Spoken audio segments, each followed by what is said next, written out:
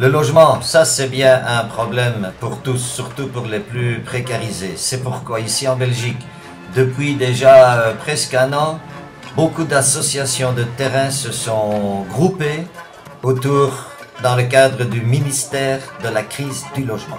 Et en ce dimanche 5 octobre, journée mondiale du logement, une clé pour tous. C'était bien le thème de la journée. Alors on était venus de partout en Belgique, d'Anvers, de Liège, de Mons, de Tournai, de Charleroi, Bruxelles, Leuven.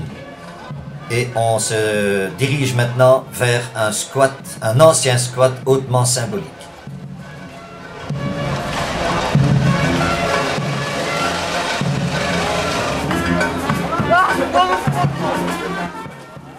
Et vous l'avez deviné, le lieu hautement symbolique, c'est le Jésus, une église abandonnée depuis déjà longtemps et qui est vendue, qui se trouve au Botanique, et on avait été expulsé il y a déjà un petit temps. Ici maintenant, c'est la réappropriation. Bon, vous allez voir, ça va pas durer longtemps, mais au moins, on a pu y faire quelque temps.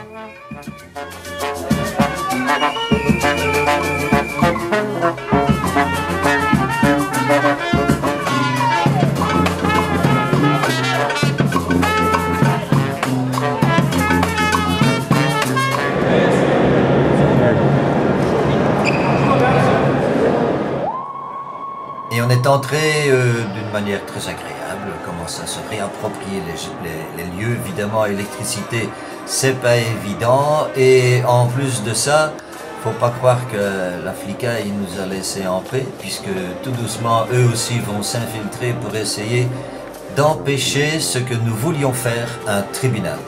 C'est juger l'État belge pour non-respect de la loi. Et c'est ce tribunal-là que la police finalement va tolérer pendant un petit temps et puis quand même finalement sera obligée de continuer à l'extérieur.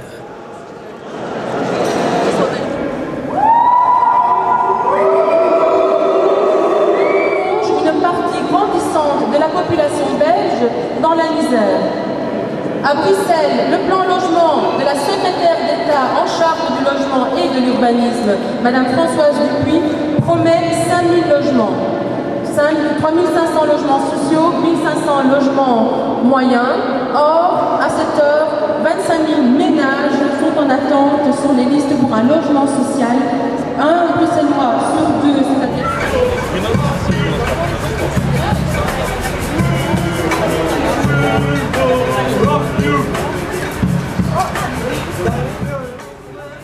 La ville de Bruxelles, à peine condamnée pour ne pas avoir construit suffisamment de logements, ben c'est nous qui avons dû sortir. Bon, on se laissait faire, on est sorti bien gentiment, mais à l'extérieur, on a recommencé un autre scène de jugement. Cette fois-ci, c'est l'État fédéral qui est condamné, pas le droit à la santé, le droit au logement, le droit au travail. Tout ça, ce sont des condamnations qui vont tomber sur l'État belge.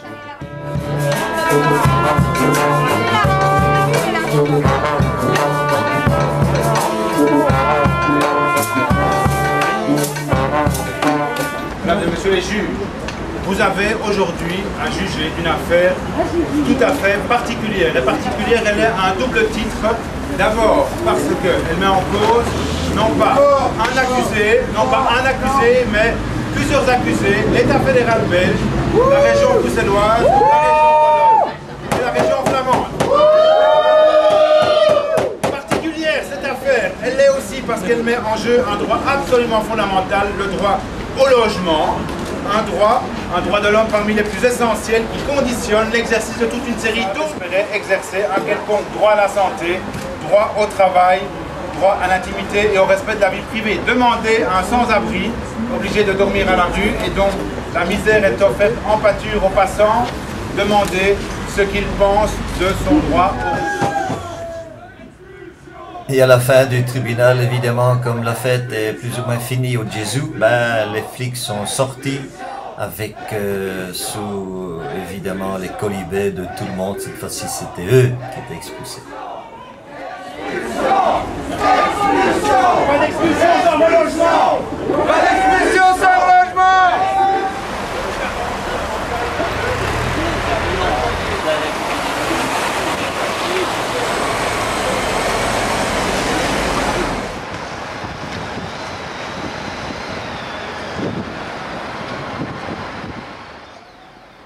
Ah, on peut dire que la journée était formidable, parce que malgré la pluie, il y avait du monde.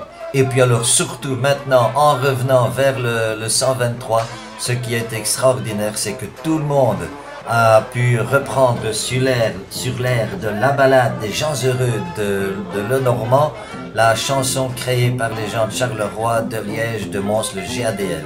Allez, en avant, tous ensemble!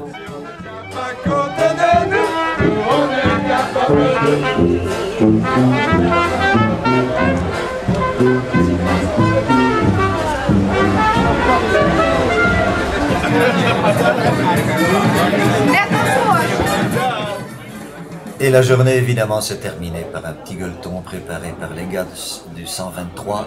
Alors devinez qui étaient les premiers à se mettre à table. Et les actions vont continuer le 17 octobre, à Liège aussi, à Anvers, c'est un peu partout dans la Belgique.